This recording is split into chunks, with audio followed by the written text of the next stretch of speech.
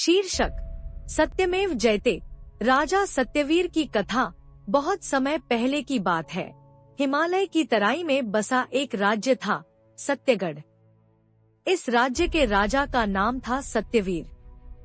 नाम के अनुरूप सत्यवीर सत्य, न्याय और करुणा का प्रतीक था।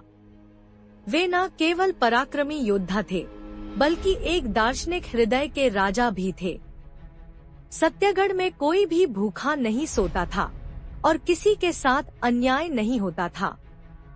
राजा सत्यवीर की सभा में हर दिन न्याय का दीप जलता था। गरीब, अमीर, स्त्री, पुरुष, सबको बराबर अधिकार प्राप्त थे। राजा के मंत्रिमंडल में एक प्रमुख मंत्री थे चंद्रदत्त, जो राजनैतिक चतुराई में निपुण थे। रानी का नाम था प्रभामती, जो संस्कृति और शिक्षा की संरक्षक थी।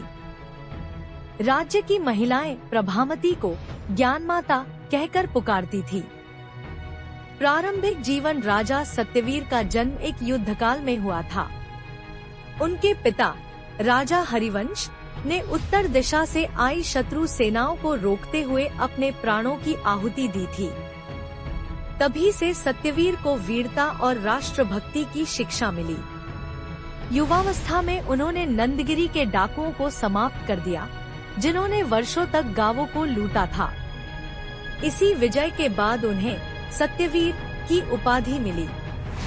स्वर्ण युग की शुरुआत सत्यवीर के राज्याभिषेक के साथ ही सत्यगढ़ में स्वर्ण युग की शुरुआत हुई।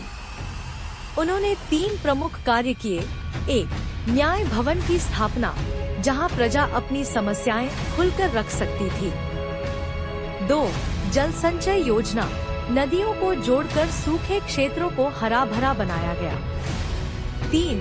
विद्या मंदिर, स्त्री पुरुष दोनों के लिए समान शिक्षा व्यवस्था लागू की गई। राजा ने कर व्यवस्था को भी सरल बना दिया। किसान अपने उत्पाद का एक छोटा हिस्सा कर के रूप में देते थे और राज्य उन्हें बीज, खाद और तकनीकी सहायता देता था। संघर्ष की घड़ी एक दिन की बात है। दक्षिण दिशा से एक आक्रमणकारी राजा भयमित्र ने राज्य की सीमाओं पर चढ़ाई कर दी।